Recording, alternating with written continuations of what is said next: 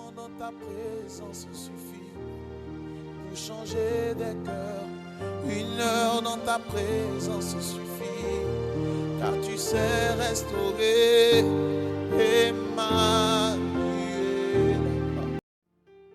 Un moment dans ta présence. Shalom shalom frères et sœurs, merci de suivre ce programme d'évangélisation. Que la grâce et la paix du Seigneur soient avec vous et qu'il vous aide à prendre de bonnes décisions pour vos vies. Aujourd'hui nous allons vous parler de l'amour et la trahison dans les cœurs. La trahison est quelque chose de douloureux et de difficile à surmonter. Cela peut prendre différentes formes, que ce soit la trahison d'un ami, la trahison dans un mariage ou la trahison de Dieu. Mais, quelle que soit la forme qu'elle prend, une chose est sûre, elle laisse des cicatrices profondes qui sont souvent difficiles à guérir. Dans la Bible, nous voyons plusieurs exemples de trahison. Judas a trahi Jésus pour 30 pièces d'argent. Pierre a trahi Jésus en niant qu'il le connaissait. Dans le livre de l'Exode, les Israélites ont trahi Dieu en adorant un veau d'or. Dans chaque cas, la trahison a apporté des conséquences graves et durables.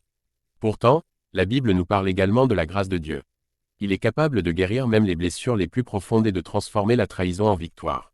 Le psalmiste écrit « L'Éternel est près de ceux qui ont le cœur brisé, et il sauve ceux dont l'esprit est abattu » Psaume 34 verset 18. Cela signifie que, même dans nos moments les plus sombres, Dieu est proche. Il est là, avec nous, pour nous réconforter et nous encourager. Il promet même de sauver ceux qui sont abattus. Cela nous montre que, même si la trahison peut sembler insurmontable, Dieu est capable de faire des choses incroyables. Dans le Nouveau Testament, Jésus dit « Je vous laisse la paix, je vous donne ma paix. Je ne vous donne pas comme le monde donne. Que votre cœur ne se trouble point, et ne se laisse pas abattre. » Jean 14 verset 27.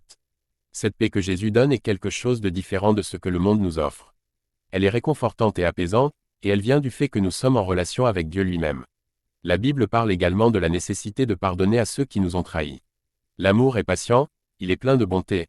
L'amour n'est pas envieux, l'amour ne se vante pas, il ne s'enfle pas d'orgueil, il ne fait rien de malhonnête, il ne cherche pas son propre intérêt, il ne s'aigrit pas contre autrui, il ne pense pas au mal, il ne se réjouit pas de l'injustice, mais il se réjouit de la vérité.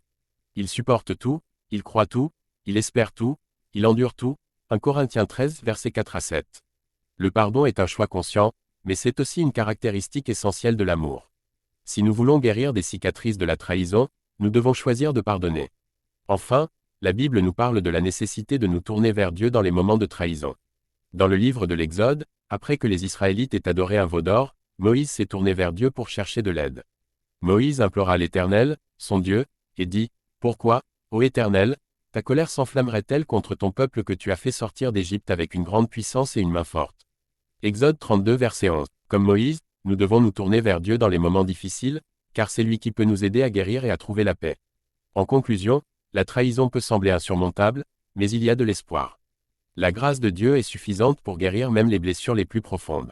Il promet d'être près de nous dans les moments sombres et de nous donner une paix qui surpasse toute compréhension. Si nous choisissons de pardonner et de nous tourner vers lui, nous pouvons trouver la force pour surmonter la trahison et trouver la victoire.